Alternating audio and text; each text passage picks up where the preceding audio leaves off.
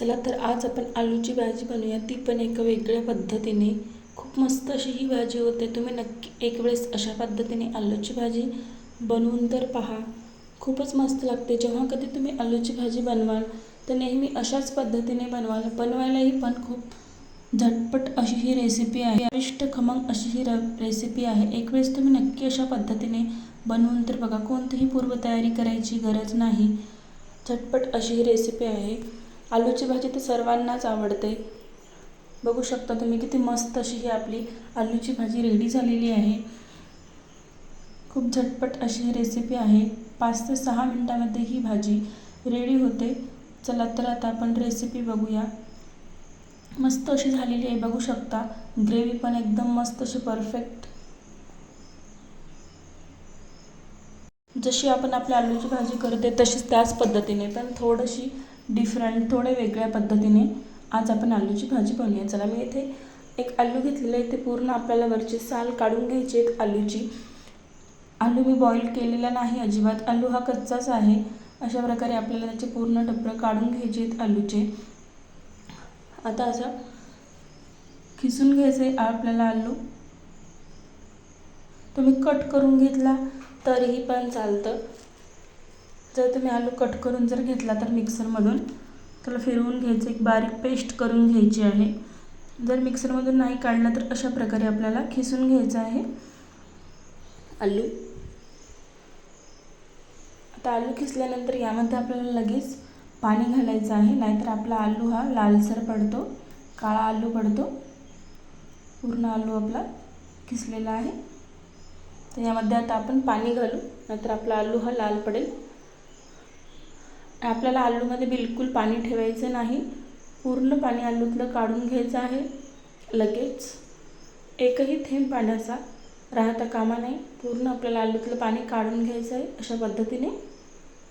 तर पूर्ण मी पाणी काढलेलं आहे. तुम्ही बघू शकता पांढरा शुभ्र असा आलूचा आपला खिस दिसत आहे. आता यामध्ये मी 2 चम्मच बेसन पीठ ॲड करत आहे. चणा डाळचं पीठ ॲड करत आहे. छान असं मिक्स करून घेतलेलं आहे. पाण्याचा एकही थेंब इथे मी यूज केलेला नाही. बघू शकता अशा प्रकारे आपल्याला हे बॅटर रेडी करून घ्यायचं आहे.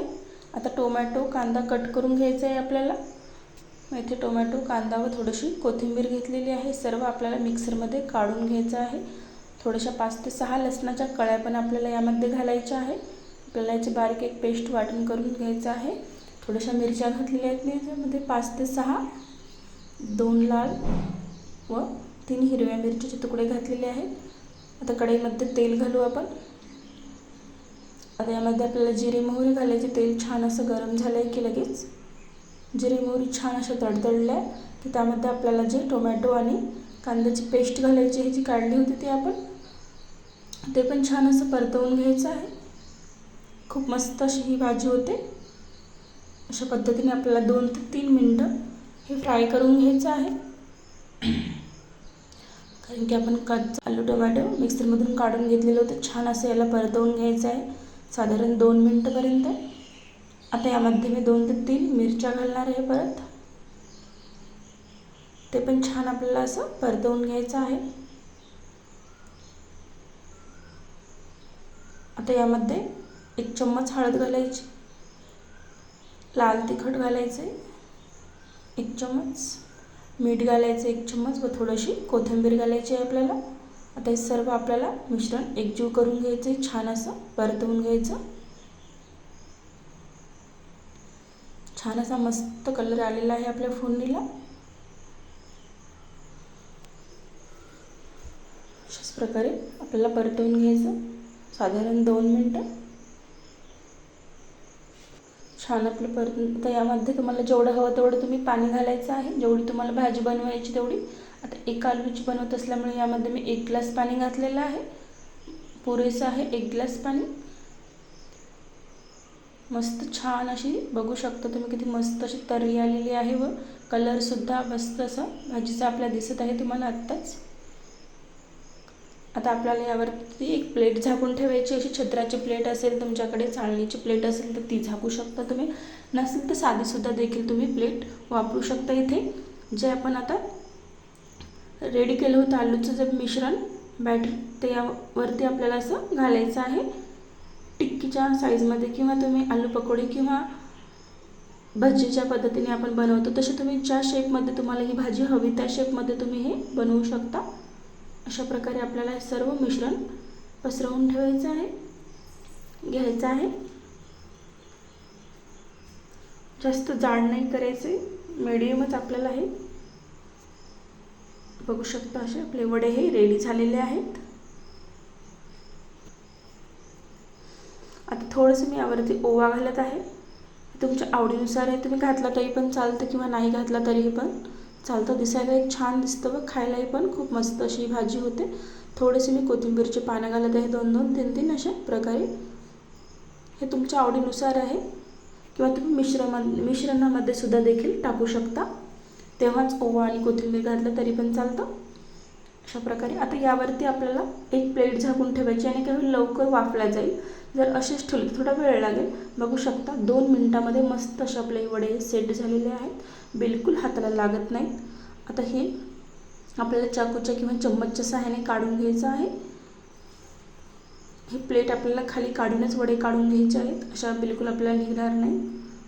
मस्त अशी उकळी पण आलेली आहे आपल्या भाजीला, बघू शकता तुम्ही छान अशी. तर तिकडे आपण वडे काढून घेऊया. मी बिलकुल त्याला तेल वगैरे काहीही लावलेलं नव्हतं, तरी पण बघू शकता त्या प्लेटला बिलकुल आपलं चिटकलेलं नाही, सहज असे अलगद निघलेले आहेत आपले वडे. कोणालाही विश्वास बसणार नाही की ही आलूची भाजी आहे. इतकी मस्त अशी ही भाजी होते. नक्की तुम्ही एक वेळेस ट्राय करा, खूप मस्त अशी लागते.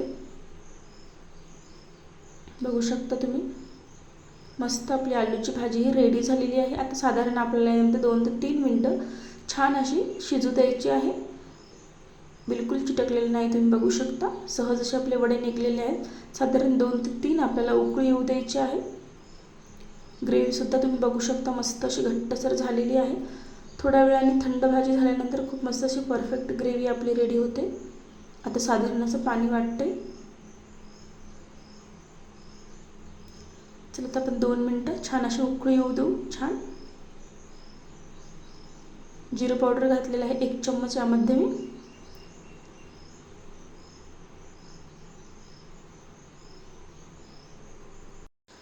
आजची रेसिपी कशी वाटली तुम्हाला कमेंटद्वारे नक्की कळवा. व्हिडिओ जरा जरी तुम्हाला आवडला असेल तर एक लाईक करा, शेअर करा, चॅनलला सबस्क्राईब करा. अशा साध्या सोप्या रेसिपी तुम्हाला बघायला मिळतील, पौष्टिक रेसिपी बघायला मिळतील. मस्त आपली भाजी रेडी झालेली आहे, तुम्ही बघू शकता छान अशी. चला तर अशाच आपण साध्या सोप्या रेसिपीमध्ये पुन्हा भेटू पुढच्या व्हिडिओमध्ये. मस्त अशी आपली भाजी ही रेडी झालेली आहे. चला तर प्लेटमध्ये आता मी तुम्हाला काढून पण दाखवते किती मस्त अशी झाली ती. बघू शकता छान अशी. ही राईस बरोबर किंवा पोळी बरोबर सुद्धा खूप मस्त अशी ही भाजी लागते. एक वेळेस तुम्ही अशा पद्धतीने नक्की बनवून बघा. जर व्हिडिओ आजचा तुम्हाला आवडला असेल तर एक लाईक नक्की करा.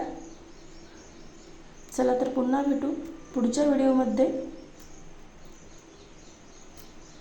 अशा साध्या सोप्या रेसिपी सोबत.